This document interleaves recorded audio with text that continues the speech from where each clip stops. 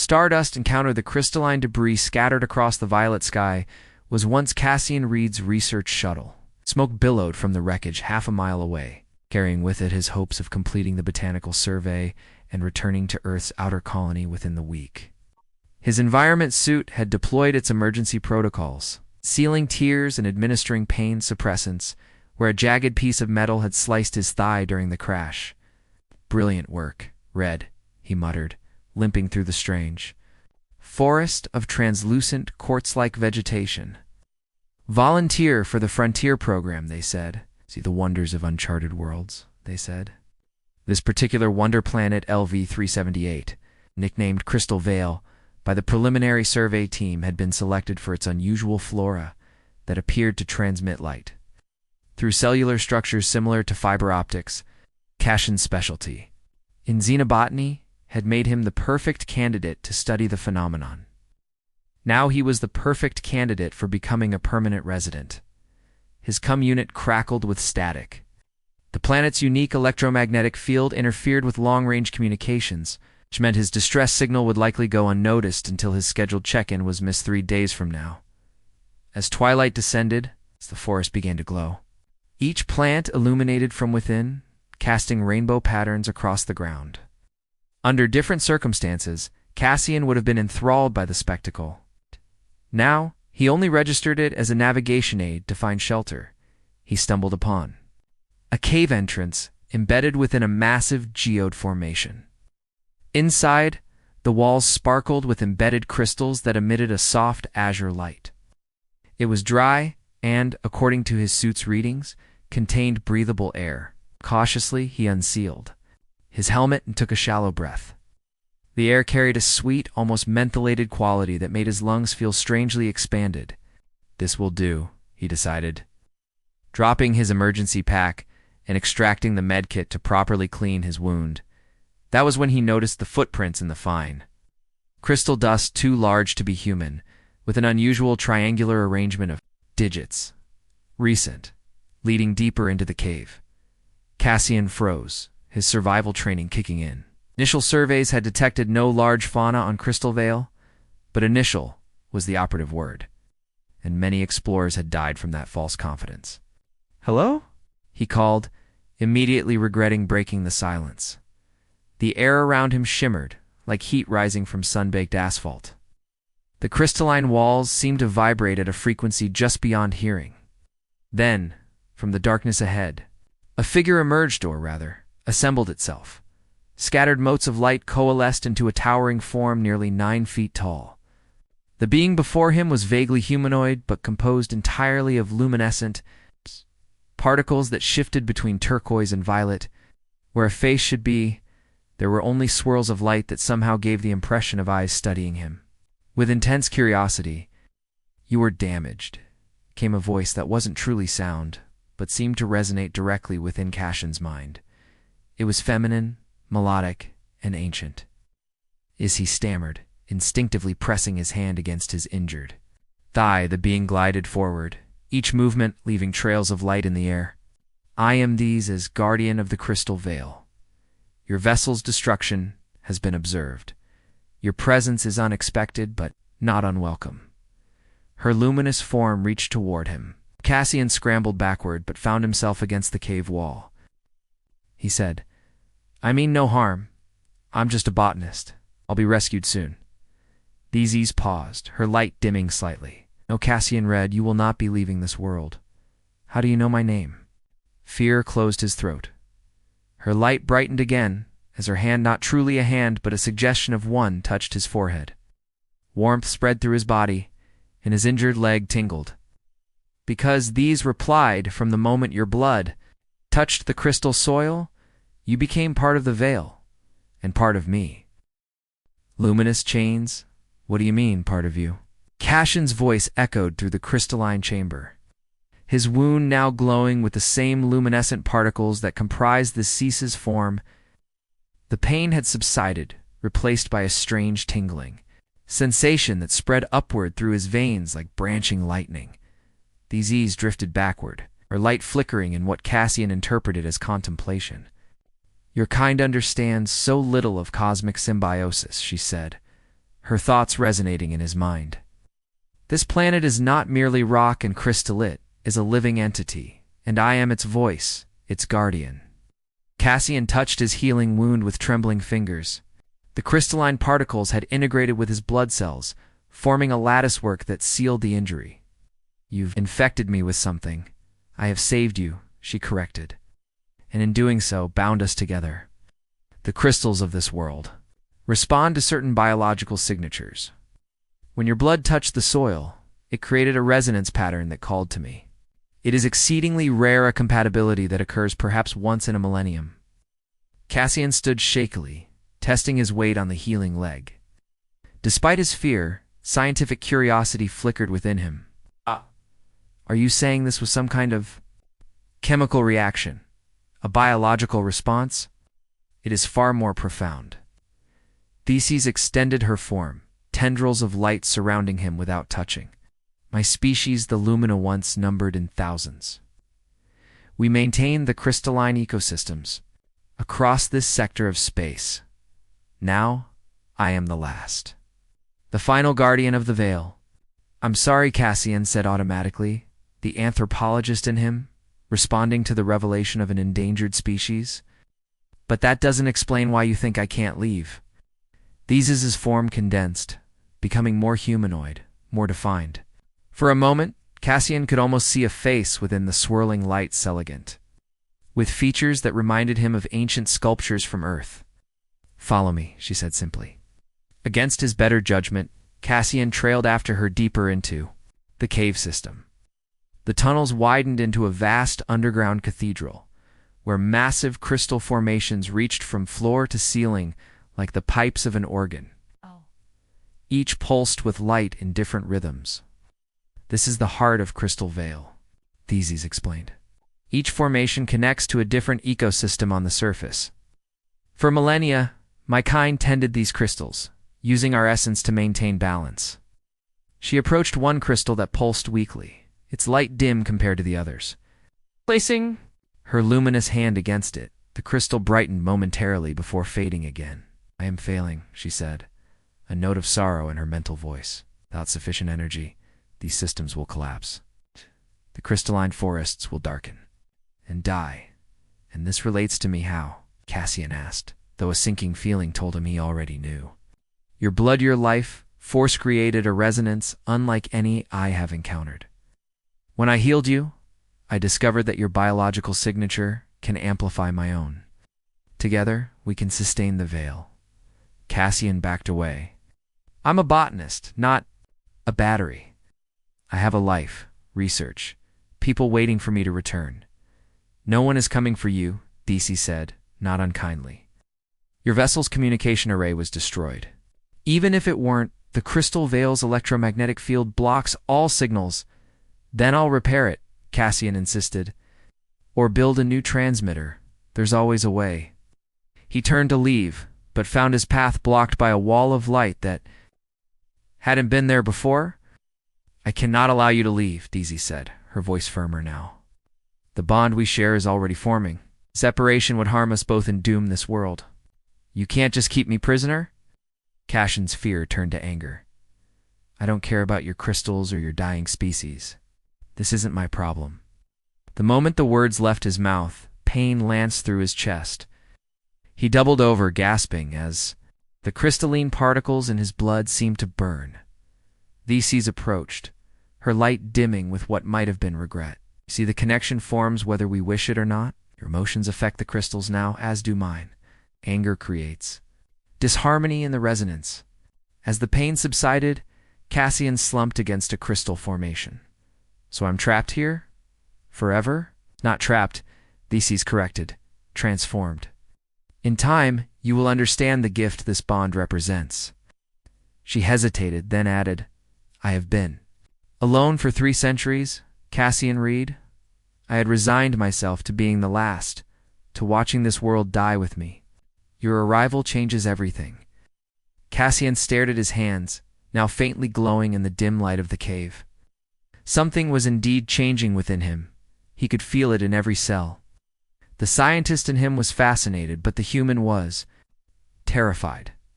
How long? He asked quietly. Until what? Till I've singled like you. Not human anymore. Thesis's light pulsed gently. Transformation is gradual. Months, perhaps years. But you will remain yourself, Cassian. Your memories, your knowledge, these things will not change. Only your form, your perception will expand. He looked up at her, this being of light who had claimed him without consent, yet saved his life in the process. And if I refuse? If I fight this? Her answer was simple, and all the more devastating for it. Then we both suffer, and this world dies with us. Shattered reflections. 2 weeks had passed since Cassian's crash landing on Crystal Vale. His makeshift calendar, scratched into the cave wall with a shard of crystal, marked the Earth's standard days with methodical precision, a small act of defiance against his new reality. The luminescence beneath his skin had spread, creating intricate patterns along his veins that glowed brightest when Theses was near. Your morning ritual of marking time, Theses observed as she materialized beside him. Do you find comfort in it? Cassian finished the small line he was etching. It reminds me who I am, where I come from. Since their confrontation in the Crystal Heart, an uneasy truce had formed between them. Theses no longer prevented him from exploring the surface, knowing he couldn't survive the harsh nights. Without returning to the cave system, where her presence maintained a stable environment, for his part, Cassian had reluctantly allowed her to strengthen their bond through daily resonance sessions, where her light intertwined with the crystals in his blood. I would show you something today, Theses said. Something no human has witnessed. Curiosity, his greatest strength and weakness, won out over his lingering resentment. Lead the way. They traveled deeper into the caverns than they had before, past the Crystal Heart into ancient tunnels, where the walls were inscribed with patterns that pulsed faintly when Cassian approached. Finally, they entered a vast spherical chamber with a pool of liquid crystal at its center, still as glass yet somehow flowing with currents of light. A memorine well, Theses explained. Here, my kind preserved our history, our knowledge. She gestured for Cassian to approach the pool. Hesitantly, he knelt at its edge, and the liquid responded, rising in a small column toward his outstretched hand. Touch it, she encouraged. When his fingers met the liquid crystal, the chamber transformed. Suddenly, Cassian stood among dozens of luminous beings like Theses, but each with distinct patterns and colors. They moved through a crystal veil that was vastly different, more vibrant, more alive. Crystal spires reached toward the sky, housing communities of lumina who tended to plants that defied classification, neither fully mineral nor organic. This was my world 5 centuries ago, Theses's voice explained, though her form wasn't visible in the memory. Before the scourge, vision shifted, showing dark ships descending from the violet sky. Extractors' massive machines plunged into the planet's surface, harvesting crystals while armored figures battled against the lumina, whose light-based attacks seemed ineffective against the invaders' shields, called themselves the Harvesters. Busys continued. They sought the crystals that powered our world, ignorant that their extraction methods were killing the planet itself. We fought, but our peaceful civilization had forgotten the arts of war. Cassian watched in horror as the lumina were systematically destroyed, their light absorbed by specialized weapons. The survivors retreated deeper underground, their numbers dwindling year by year as the planet's systems began to fail. Why show me this? He asked as the vision faded, leaving them again in the memory well chamber. I guess you need to understand what is at stake, Theses replied. And because the Harvesters will return, they always do, to finish their extraction. Once a world begins to recover, Cassian stood, brushing the lingering droplets of memory liquid from his fingers. Now, you think they're coming back soon? I've detected anomalies in the upper atmosphere, probe signatures. They are assessing whether Crystal Vale has regenerated enough resources to be worth harvesting again. The implication struck Cassian like a physical blow. My crash, ... my distress signal. I've led them right to you. These's light dimmed momentarily, perhaps, but your arrival may also be our salvation. The bond we share is strengthening the crystal networks faster than I could alone. If we can accelerate the planet's recovery, awaken its defensive systems. Defensive systems? You just showed me your people were peaceful. Peace was a choice, not a limitation, Theseus replied. Before the harvesters, before we devoted ourselves to nurturing life, the Lumina were guardians of this sector. The ancient weapons lie dormant, deep within the planet's core, accessible only through full resonance with the crystal network. Cassian paced the chamber, his mind racing. So now I'm not just your battery, I'm your weapon. You are my hope, Theseus corrected, her form approaching him with an intensity that made the crystals in his blood vibrate. The last hope for this world, and for my kind. For the first time, Cassian truly looked at her not as his captor, but as the last survivor of a genocide, clinging to the faint possibility of saving what remained of her world. He recognized the loneliness in her, mirroring his own isolation as the only human on this distant moon. Show me what you've discovered, he finally said. The atmospheric anomalies. Theseus led him to a crystal terminal that displayed energy. Patterns in three-dimensional light projections. Cassian's scientific training allowed him to recognize the systematic scanning pattern of automated probes. How long do we have? Days. Perhaps a week before they confirm the planet's recovery and dispatch a harvesting fleet. Cassian looked down at his hands, the crystal patterns now extending past his wrists. And how close am I to achieving the resonance you need? It's closer than you realize, Theseus said softly. Your resistance has slowed the process, but your human adaptability is remarkable. If you were to fully embrace the bond, I'd lose myself, Cassian finished. No, Theseus insisted, her light pulsing with emotion. You would expand yourself, become more, not less. Cassian turned away, facing the memory well again. In its reflective surface, he could see his changed appearance, the glow beneath his skin, the subtle elongation of his features, the crystalline quality beginning to manifest in his eyes. I need time to think, he said. Time, Theseus replied sadly, is the one thing we do not have. Cosmic resonance. The crystal observatory sat atop the highest point of the cave system, a transparent dome that offered an unobstructed view of Crystal Vale's violet sky. Cassian had spent the past 3 days here, alternating between monitoring the increasing probe activity and documenting the accelerated changes in his body. Crystalline patterns now covered his torso and were creeping up his neck, each pulse synchronized with his heartbeat. They've completed their survey pattern, he announced, as the ECs materialized beside him. Based on their trajectory, I estimate the harvester fleet will arrive within 36 hours. Theseus's light dimmed with concern, sooner than we predicted. We, Cassian corrected, his voice sharper than intended. I'm still not convinced I should help you activate these ancient defenses you keep mentioning. The past few days had been filled with intense discussions, with Theseus revealing more about the luminous history as guardians and their eventual choice to become nurturers instead. The defensive systems, she spoke of crystalline resonators.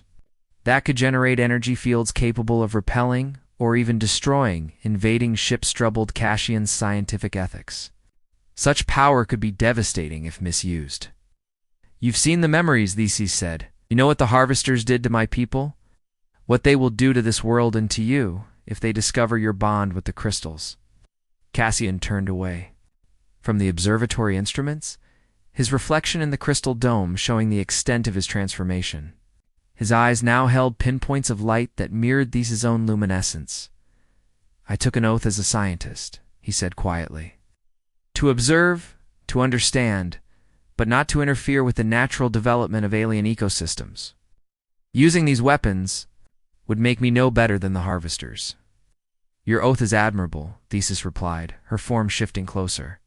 But consider this, the harvesters have already interfered. They have already broken the balance. Would restoring that balance truly violate your principles? Before Cassian could respond, a shrill alarm sounded from the monitoring equipment. He rushed back, checking the readings with growing alarm. Something's wrong. The probe patterns have changed. They're converging, descending into the atmosphere. He looked up at Theseus, fear evident in his now luminous eyes. They're coming now. Theseus's form flared with urgent light. We must reach the crystal heart immediately. They raced through the tunnels, Cassian's transformed physiology allowing him to keep pace with Thesis's floating form. As they ran, the entire cave system began to tremble, crystals resonating with discordant frequencies that made Cassian's teeth ache. "They're using disruptor beams," Thesis explained, her mental voice strained, breaking the crystal networks from orbit before they land. They reached the crystal heart to find the massive formations flickering erratically, some darkening entirely. Thesis moved quickly between them, placing her luminous hands on each, temporarily stabilizing their glow before moving to the next. "I cannot maintain them all," she said, desperation creeping into her voice. "The network is failing." Cassian hesitated only briefly before joining her, placing his partially crystallized hands against the nearest failing crystal. To his surprise, it responded immediately, its light strengthening and stabilizing. "How did you do that?" Thesis asked, momentarily pausing her frantic efforts. "I don't know," Cassian admitted. "I just wanted it to heal the bond," Thesis realized. "It's stronger than I thought, Cassian. If we're to have any chance against the Harvesters, we must complete." The resonance now? Another tremor shook the chamber, more violent than before. Dust and crystal shards rained from the ceiling. "What do I need to do?" Cassian asked, his scientific reservations giving way to survival instinct. The Ices glided to the center of the chamber, where a single, untarnished crystal spire rose from the floor. "Join with me, fully, completely. Allow the transformation to finish." Cassian approached slowly. "And if I do this, I'll still be me," said. "But yes, your essence, what makes you Cassian, will remain." Another violent shake nearly knocked him off his feet. "Decision time. Do it," he said, placing his hands on the central crystal. Thesis moved behind him, her luminous form enveloping. As like a cocoon of light, the crystal beneath his palms began to glow intensely, sending energy coursing up his arms. The crystalline patterns on his skin spread rapidly, covering every inch of his body. Pain flared briefly, then transformed into an overwhelming sensation of expansion, as if his consciousness was suddenly stretched across the entire crystal network. He could feel everything, every crystal formation on the planet, every pulse of energy, every tremor caused by the approaching Harvesters. Most astonishingly, he could feel these ease, not just her physical presence, but her thoughts, her memories, her essence. "I can see it all," he gasped, his voice resonating with harmonic overtones that hadn't been there before. "The weapons, the defenses, but also the life. The entire ecosystem is connected." Yes, Thesis's voice came from everywhere and nowhere. "Now you understand." Through their shared consciousness, Cassian accessed knowledge that would have taken lifetimes to learn. He saw how the crystal defenses worked not as weapons of destruction, but as harmonic disruptors that could repel the Harvesters' technology without harming the invaders themselves. "We can drive them away without killing them," he realized. Aloud, "If that is your wish," Thesis agreed, "though they may return." "One problem at a time," Cassian said, focusing his newly expanded awareness on the planet's dormant defense network as one. He and Thesis channeled energy through the central crystal, sending activation signals racing through the planet's crust. Ancient structures, buried for centuries, began to rise from the crystalline forests and plains. Massive resonator spires broke through the surface, immediately aligning into a planetary grid pattern through their shared vision. They watched as the first Harvester ships entered the lower atmosphere dark, angular vessels bristling with extraction equipment. The lead ship approached the largest crystal formation, extending drilling apparatus. Now, Thesis and Cassian spoke in unison. The activated defense grid surged with power. A harmonized wave of energy pulsed outward from every resonator, enveloping the planet in a shimmering field. When the wave reached the Harvester ships, their systems flickered and failed. The vessels listed in the air, their extraction tools retracting involuntarily. "Again," they commanded, sending a second, stronger pulse. This time, Harvester ships were pushed upward, away from the planet's surface, as if caught in a powerful updraft. Cassian could sense confusion and fear from the beings aboard emotions he hadn't expected to detect. They're retreating, he observed, as the dark ship struggled against the energy field, before finally turning and accelerating back toward space. As the immediate threat receded, Cassian became aware of other changes. His body had completed its transformation. Though still humanoid in shape, his substance was now entirely crystalline light. Similar to these, yet with unique patterns that reflected his human origin. More significantly, he felt the bond between. They are no longer a forced connection, but a profound union of two distinct beings who remained individual, yet shared something deeper than either had known before. What happens now? He asked, his thoughts flowing directly to the Isses without need.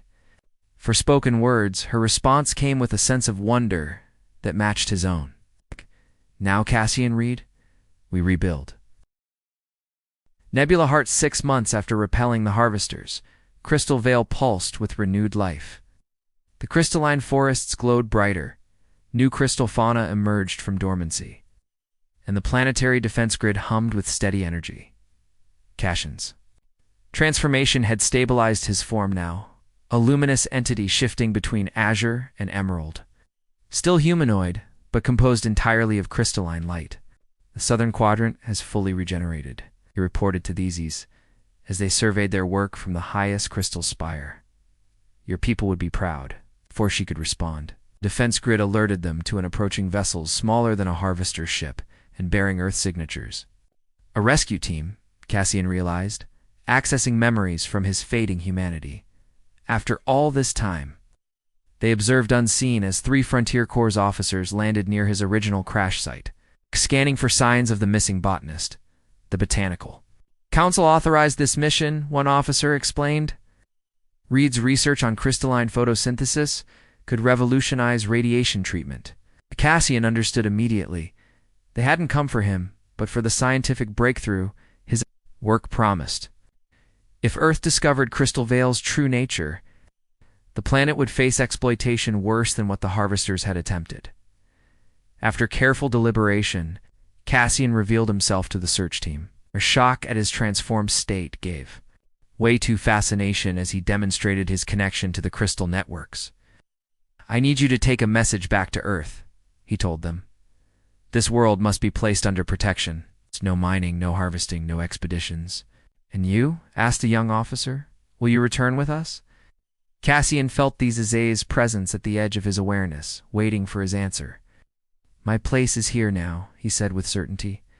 I'm bonded to this world, to its guardian, what I've become, ... It's beyond anything I could have achieved in my human life. He transferred enough data to verify his identity and explain the importance of protecting Crystal Vale, but nothing that could be used to exploit its secrets. After the ship departed, Cassian and Theseus stood watching it become a distant point of light in the violet sky. You could have returned, Theseus said softly. Why would I want that? Cassian replied, his form brightening as he turned to her. Everything I sought as a scientist's discovery, understanding, connection to something greater than myself, found here, with you. Their luminous forms intertwined in intimate connection as night fell over Crystal Vale. Below them, the crystal forests glowed with renewed life, a testament to what could be created when different forms of existence found harmony. Instead of conflict, and somewhere in that luminous dance of energy, Cassian Reed, once human botanist, now crystal guardian, had found not just a new form, but a home among the stars.